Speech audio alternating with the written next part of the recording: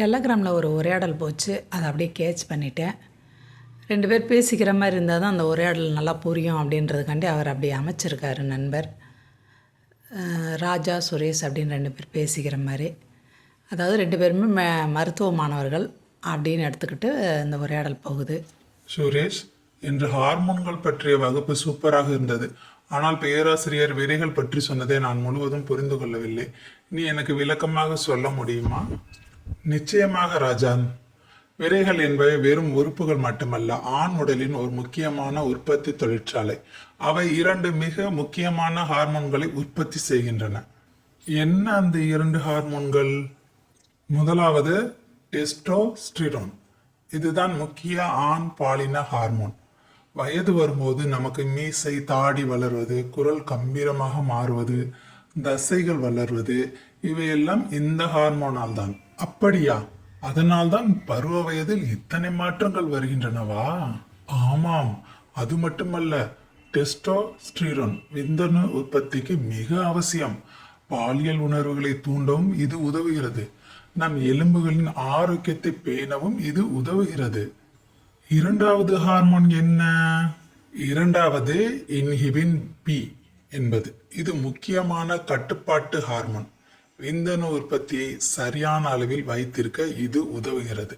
ஒரு வகையில் பார்த்தால் இது உடலின் தானியங்கி கட்டுப்படுத்தி போன்றது. அது எப்படி வேலை செய்கிறது? அது மூளையின் அடிப்பகுதியில் உள்ள பிட்யூட்டரி சுரப்பி மீது செயல்படுகிறது.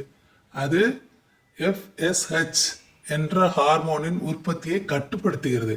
இதனால் விந்தணு உற்பத்தி சமநிலையில் இருக்கிறது. சரி, விரைகளின் முக்கிய வேலைகள் என்னென்ன?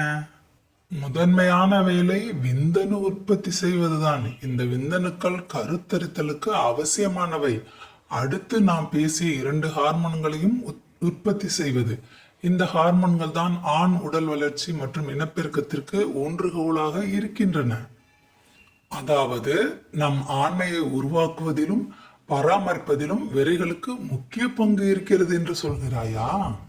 அப்படித்தான் நண்பா. டெஸ்டோஸ்டிரோன் ஆண் பண்புகளை உருவாக்குகிறது. கம்பீரமான குரல், தசை வளர்ச்சி, உடல் முடி வளர்ச்சி போன்றவற்றை அது பாலியல் செயல்பாட்டிற்கும் அவசியம். உண்மையில் இந்த விரைகள் ஆண்களின் உடல் மற்றும் இனப்பெருக்க ஆரோக்கியத்தின் அச்சாணி என்றே சொல்லலாம். புரிந்தது சுரேஷ். நன்றி நண்பா. இப்பொழுது முழுவதும் தெளிவாக புரிகிறது. இந்த விஷயத்தை பேராசிரியர் மிகவும் சிக்கலாக விளக்கினார். நீயோ எளிமையாக சொன்னாய். எது சிக்கலானதாக தெரிந்தாலும் சரியாக புரிந்தோனால் அது எளிமையாகிவிடும் நண்பா. உடல் ஆரோக்கியத்தை பற்றி அறிந்து கொள்வது நம் கடமை. மேலும் சொல்கிறேன் கேள் நண்பா. விரைகளுக்கு தேவையான இரத்த குழாய்கள் 2 முக்கிய மூலங்களிலிருந்து வருகின்றன. விரை தமனி, இது வயிற்று பெருநாடியிலிருந்து நேரடியாக வருகிறது. இந்த தமனி விரைகளுக்கு ஆக்சிஜன் நிறைந்த இரத்தத்தை வழங்குகிறது. இது ஒவ்வொரு விரைக்கும் 1 வீதம் 2 தமனிகள் உள்ளன. இன்னொன்று கிரேமாஸ்டெரிக் தமனி. இது கீழ்ப்புற எபிகாஸ்ட்ரிக் தமனியிலிருந்து வருகிறது. இது விரையின் சில பகுதிகளுக்கும் கிரேமாஸ்டெரிக் தசைகளுக்கும் இரத்தத்தை வழங்குகிறது. விரைகளை சுற்றியுள்ள தசைகளுக்கு இது தேவையான இரத்தத்தை வழங்குகிறது. இரத்த ஓட்டம். விரை தமனி விரைகளுக்குள் நுழைந்து சிறிய இரத்த குழாய்களாக பிரிகிறது. இந்த இரத்த குழாய்கள் விந்தணு உற்பத்திக்கு தேவையான ஆக்சிஜன் மற்றும் ஊட்டச்சத்துக்களை வழங்குகின்றன. இரத்த குழாய்களில் இருந்து இரத்தம் வெளியேறி சிரைகள் மூலம் இதயத்திற்கு திரும்புகிறது. விரைகளின் சரியான செயல்பாட்டிற்கு போதுமான இரத்த ஓட்டம் அவசியம்.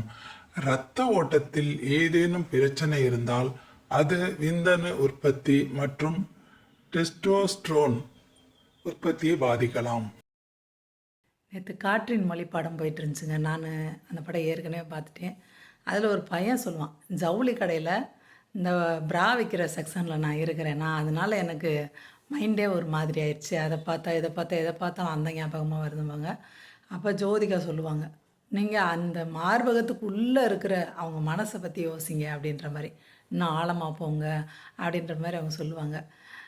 நீங்கள் சொல்கிறதில நான் மாறுறேன்னு என்னமோ தெரில. ஆனால் உங்கள்ட்ட பேசுனதில எனக்கு கொஞ்சம் மனசு பாரம் குறைஞ்ச மாரி இருக்குது அப்படின்னு சொல்லுவார். அது மாதிரி எனக்கு நிறையா இந்த சமூக ஊடகங்களில் பெண்ணுட்டன்னா இப்படி தான் பேசணும், இந்த மாதிரி ஆபாசமாக எதையா அனுப்பணும், இந்த மாதிரியான ஒரு மனநிலையில சுற்றிட்டே இருக்காங்க. ஆனால் நம்ம உடம்பு ரொம்ப மிக நுணுக்கமான விஷயங்கள் அடங்கியது.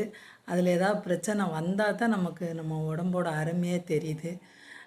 எனக்கு இந்த மாதிரி ஒரு வீடியோவை பதிவு பண்ணுறதுல எனக்கு ரொம்ப சந்தோஷம். இது எங்கள் குரூப்பில் வந்து அவங்க போட்டிருந்தாங்க எதார்த்தமா.